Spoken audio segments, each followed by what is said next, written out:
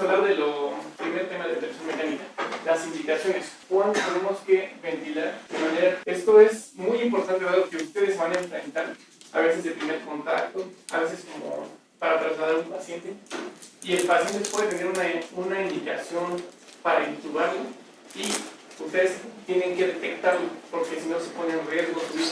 Tenemos que conocer que la ventilación mecánica es una alternativa terapéutica, no es algo curativo por sí mismo, es una herramienta que nos va a permitir mantener vivo al paciente, mantenerlo ventilado en lo que se corrige la causa que le generó la insuficiencia respiratoria o alguna otra causa que lo haya llevado a la necesidad de ventilación mecánica.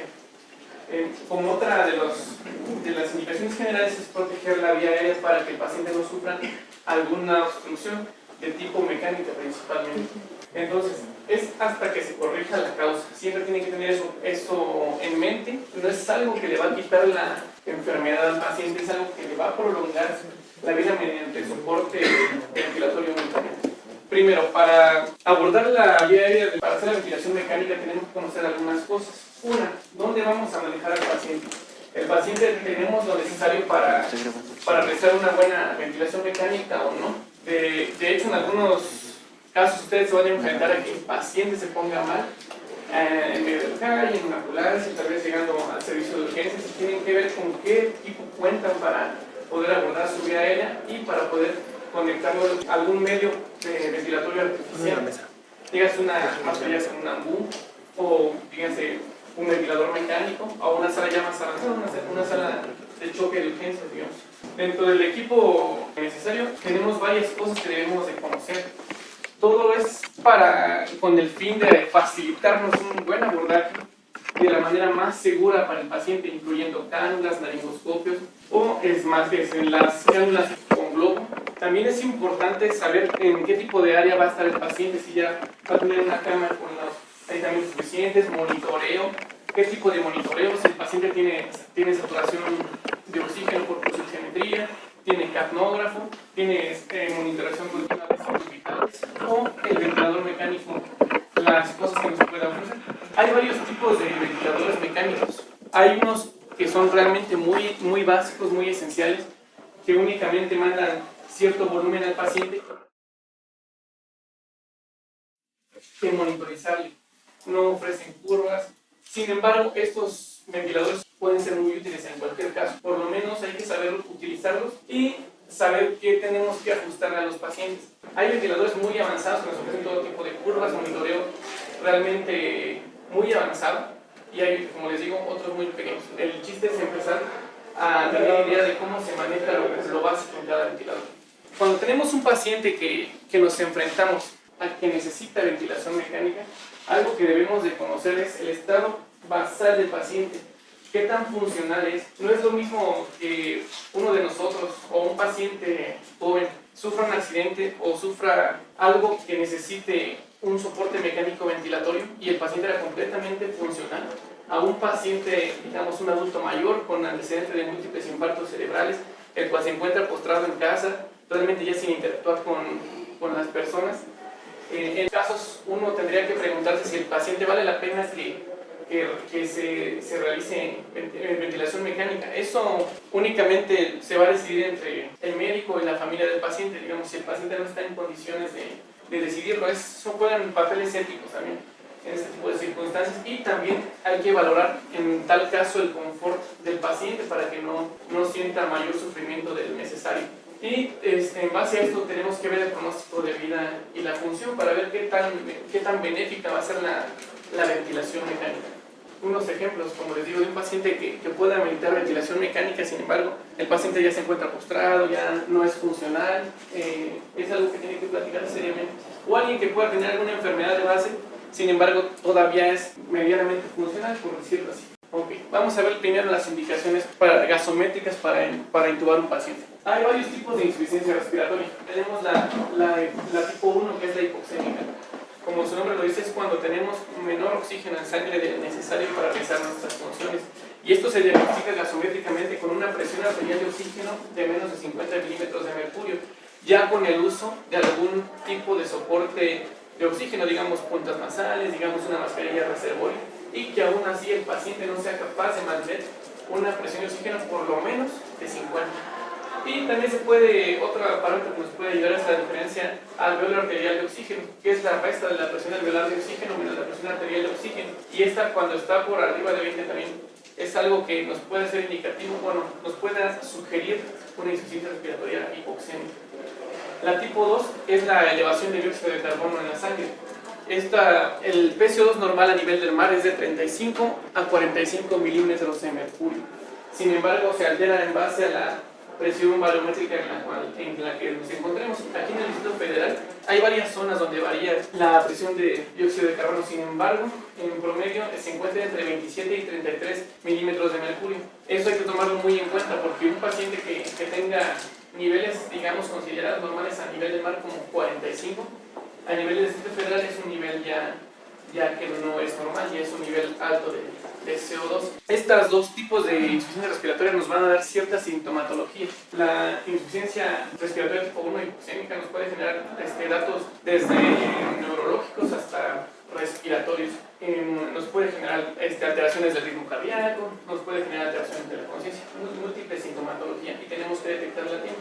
Únicamente se puede detectar estos dos tipos con una gasometría o con un capnógrafo en el caso de la segunda. Otra de las indicaciones para la ventilación mecánica es el estado de conciencia alterado, que el paciente presente deterioro neurológico. Uno, en la escala de coma de Glasgow, el paciente que tenga menor a 8 puntos es indicativo de iniciar una vía aérea avanzada, puesto que corre el riesgo su vía aérea.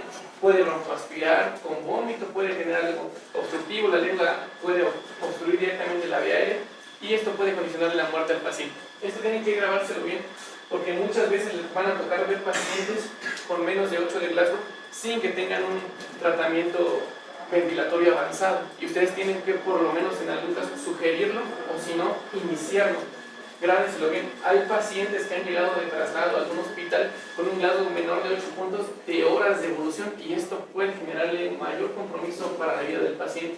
Otro es que cuando el paciente ingresa a una sala de urgencias, digamos, un ejemplo, un traumatismo craneoencefálico, un adulto mayor, si cae, se pega en la cabeza, llega con un Glasgow de 13 puntos a la sala de urgencias o a algún consultorio, a algún lugar, y el paciente durante su observación o su exploración física, el paciente baja 2 puntos de Glasgow de cómo llegó. Eso es indicativo también de hacer soporte ventilatorio avanzado y una intubación mecánica.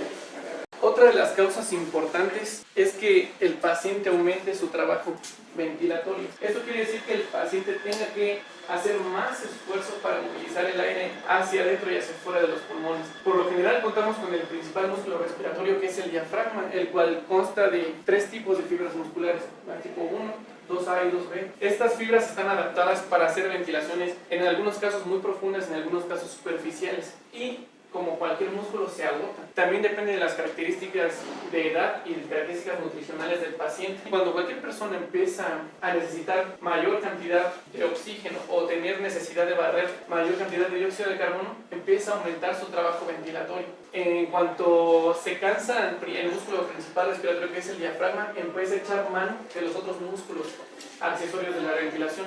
Y esto es lo que vamos a ver en los pacientes como los tiraques intercostales o por la disociación tóraco-abdominal. Para cuando el paciente ya llega a estas instancias es porque su músculo principal ya se fatigó y está en vías de fatiga en los otros músculos, ya que estos están dados únicamente para dar un soporte transitorio para la ventilación mecánica. Entonces, cuando veamos un paciente que le cuesta trabajo respirar, que tiene tiraques intercostales, o que tiene disociación tóraco-abdominal, o veamos señas físicas de que el paciente se está cansando, es indicativo de iniciar una vía aérea avanzada. Otras indicaciones son un trauma facial, un trauma que nos pueda comprometer la vía aérea, digamos un golpe a nivel de la boca que le condiciona un sangrado abundante o que tiene alguna fractura facial, que pueda tener alguna obstrucción por un pedazo de hueso, por algún pedazo realmente de tejidos blandos, por la misma lengua. Eso es indicativo de iniciar la ventilación mecánica. Un trauma cervical, dígase algún trauma penetrante que lesiona, un ejemplo, lesiona la carótida puede comprimir en algún caso.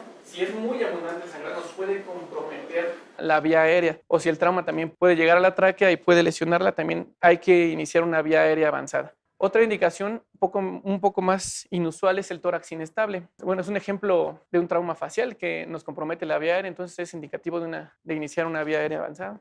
un trauma de cuello, que realmente las estructuras que están lesionadas no sabemos cuáles son exactamente de primera instancia, sin embargo, corre el riesgo de comprometer igual la vía aérea, tiene que realizarse intubación orotraqueal y un tórax inestable. Al tener un tórax inestable, la ruptura de las costillas que le dan prácticamente estabilidad al tórax nos va a generar que tengamos mucho distrés respiratorio. Y una de las formas de ferulizar, digamos, los pulmones mediante presión positiva es la ventilación mecánica. Esta es un poco más inusual, sin embargo, puede ser útil en pacientes con tórax inestable. Otra es una quemadura de la vía aérea. El paciente que sufre una quemadura primero tenemos que detectarla. Hay signos que nos pueden dar datos de que el paciente pueda tener una quemadura de la vía aérea. Uno, que las vibrisas no estén presentes, que ya se hayan quemado, que tenga que tenga áreas en la cara de lesiones de tipo de quemadura, el accidente si fue en un lugar cerrado, digamos que pueda haber inhalado gas o algún otro tipo de sustancia que pueda lesionar o quemar la vía aérea, que tenga lesiones de quemaduras en los labios, eso o en el cuello, todo nos puede dar datos sugerentes de que el paciente pueda tener quemadura de la vía aérea. Si un paciente tiene quemadura de la vía aérea y no lo abordamos mediante ventilación mecánica a la brevedad, esa vía aérea se va a edematizar, se puede cerrar por completo y va a ser posteriormente imposible poder canularla, con una cánula orotraqueal. Entonces va a poner en riesgo la vida de manera súbita y es completamente riesgoso esperar a la evolución del paciente. Entonces se prefiere hacerlo, digamos, de manera profiláctica para evitar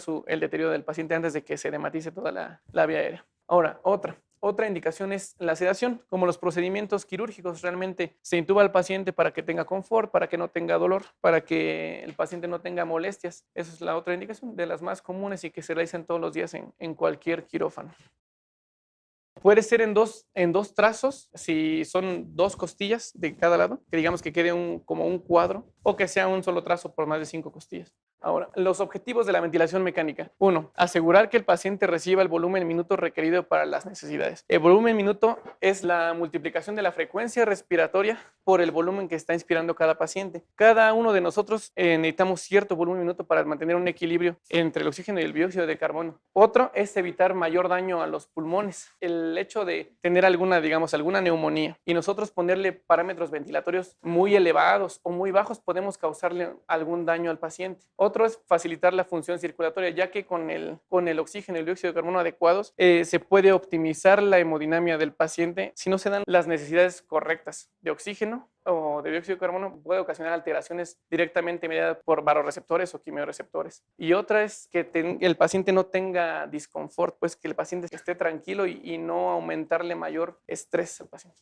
Otro tipo de objetivos, digamos, más de manera clínica, uno es revertir la hipoxemia. Esto nos vamos a dar cuenta con una gasometría o podemos también de manera indirecta ver cómo está la saturación de oxígeno a nivel arterial por pulsioximetría. También revertir la acidosis respiratoria aguda. Cuando el paciente tiene una obstrucción de la vía aérea, cuando tiene asfixia, cuando tiene alteraciones de la pared muscular, traumas de tórax, puede generarnos una acidosis respiratoria de manera súbita y esto se corrige con el ventilador realmente de manera prácticamente inmediata. Otra, prevenir o revertir las atelectasias. Las atelectasias es un colapso alveolar secundario principalmente a micro o a pequeñas obstrucciones. Desde que el paciente tenga moco que no permita que pueda entrar aire a estas zonas, el paciente tiene atelectasias y esto lo podemos revertir o prevenir mediante una adecuada ventilación mecánica. Y otra, como les digo, de las principales es evitar la fatiga muscular del paciente cuando está aumentando su trabajo ventilatorio.